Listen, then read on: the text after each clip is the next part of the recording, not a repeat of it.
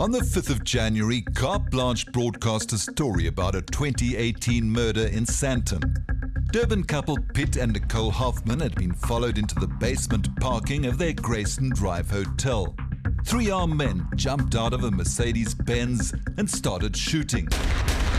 Pitt was shot dead and the killers fled the scene with his Rolex watch. Just 2 days after we broadcast that story, another tragedy happened, this time a couple from America. Mike and Noreen Edwards had moved back to Las Vegas after 30 years in South Africa.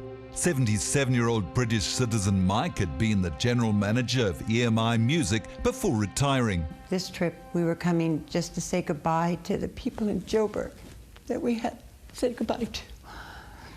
Both Noreen and Mike had Rolex watches, which their friends warned them not to wear in public.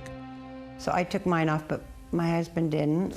And then when we went to Sandton, I had it off. And Mike said to me, look around, Noreen. I said, silly, look. And he was right. Everybody had bling, bling, bling and watches and, you know, and I just thought, you're right. And I put my watch back on. On the 7th of January, the couple went to Nickelway's shopping centre in Brianston. They were there for 3 hours waiting to check into their accommodation in 𝗀𝗏𝗶𝗴𝗶𝘆. While they casually shopped and ate lunch, they were being followed by 2 men. Did you notice anything strange or uncomfortable there? No. At 1 o'clock, Noreen drove out of Nickelway and headed towards 𝗀𝗏𝗶𝗴𝗶, unaware that a white Audi was on their tail. 11 kilometers later, she stopped at the traffic lights at the intersection of Main and Maple Roads. There was a white car in front, and I stopped behind. So all of a sudden, there was a guy standing next to the car in front. All of a sudden, he pulled up like I guess a gun, but with a real long ending on it. I thought they shot through the window, but people say that no, it was a hammer. I just remember the boom, boom, boom in my ears, and the glass everywhere. And then Mike saying, drive, drive. And I remember him saying watch. He wanted the watch. And so my watch is on this hand. And when I went to get the watch off, it fell to the back seat. I would have been the first car at these lights. There was the suspect's motor car behind me and the victim's car behind that. I looked in the rearview mirrors and I saw that there was what looked like at that stage just a sort of smash and grab. Eyewitness Ian was unarmed, so did a U-turn and filmed the incident on his dash cam. 2 suspects are at Noreen's window, which had already been smashed. As she starts reversing, her assailant can be seen hanging out of the window, while his accomplice follows them in the white Audi. Her car careers down the hill, eventually hitting a ditch on the side of the road and coming to a stop.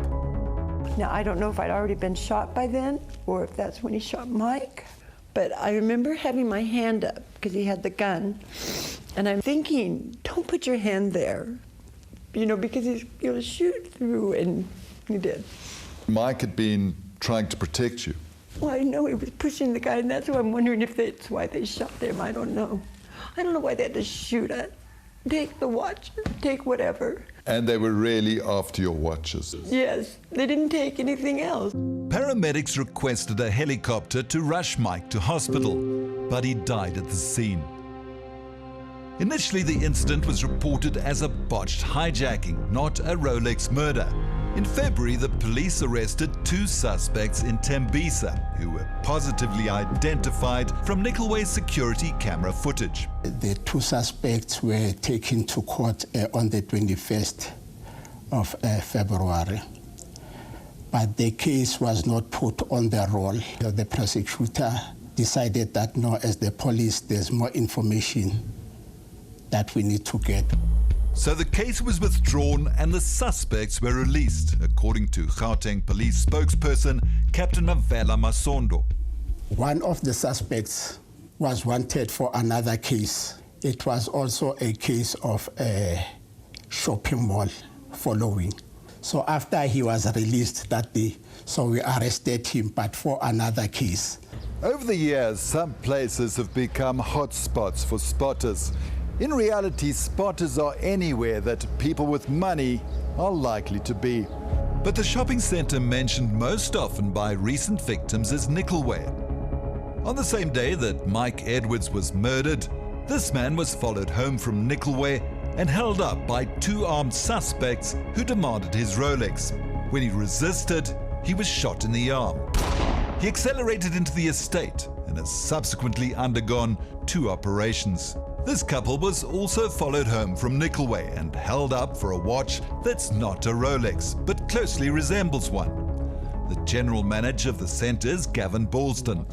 What are you going to do to beef up security to prevent spotters from targeting your patrons?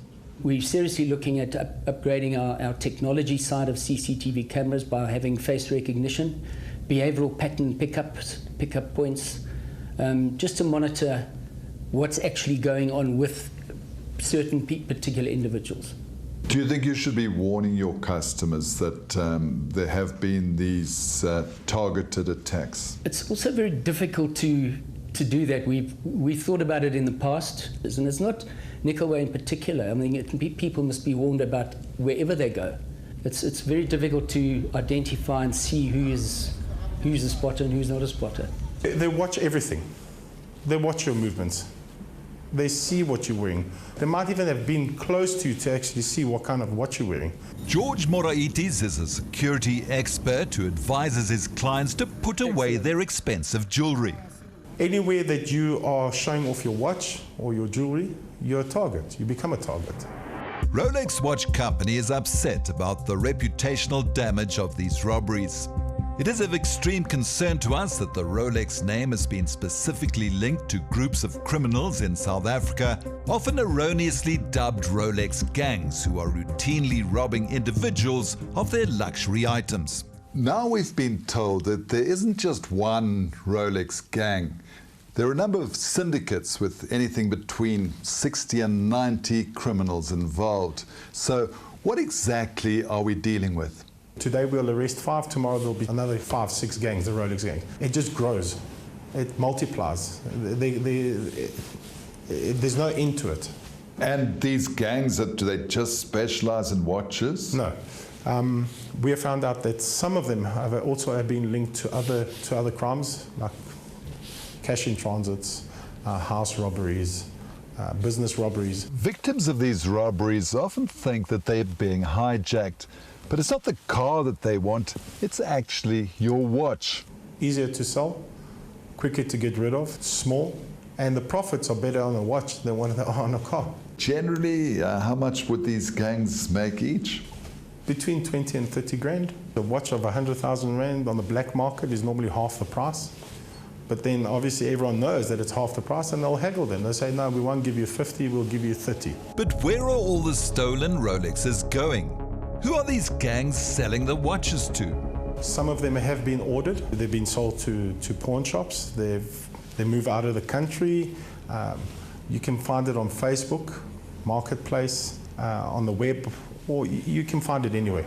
Rolex advises owners to report watch thefts to the appropriate authorities. The model and serial number of every Rolex is recorded on an international database at the time of manufacture. For a watch to be flagged as stolen, they need these numbers as well as a full police report.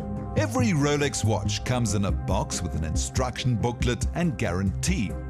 The serial number on the papers matches the serial number engraved on the watch and guarantees its authenticity. I'll avoid buying new watches or newish watches or very recent watches without the papers. 𝗶𝗶𝗆 𝗀𝗁𝗶𝗶𝗴𝗶 is a well-known used watch dealer in Johannesburg. He advertises online, but sometimes buys and sells watches without papers. Because the watch does not have its papers, does not necessarily mean it's stolen.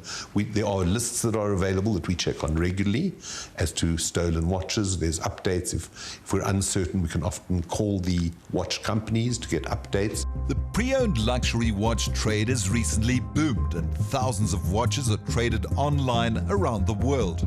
But many online watch dealers buy and sell watches without boxes or papers. They too rely on the manufacturer's database to check if they're being offered a stolen watch. Once we actually get the watches, we then take the serial number on the watch and we'll phone Rolex ourselves and we'll say to them, is this, number one, a real Rolex? Is it authentic? And number two, has it been blacklisted or reported as stolen? Oh, well, for us, we check them against stolen lists. And where do you find those lists? Well, Rolex, as an example, sends us their list updated as it becomes updated with them. But not all stolen watches appear on that list. We asked Rolex to check on Mike and Noreen's watches. While these have been flagged as stolen, Pete Hoffman's watch hasn't. That means the Rolex stolen from a murder victim could have ended up on any of these sites. George, a lot of dealers offer Rolexes without papers or boxes. Isn't this dodgy? You're not going to buy a car without papers. Same thing with a Rolex watch or a high-end watch. You're going to ask for some kind of proof or certificate. And if that watch comes off a person that's been killed, I think he's got lots of trouble coming his way at the end of the day. Let people know and put pressure on the police to do more, to catch these people and make it not viable for them to do this.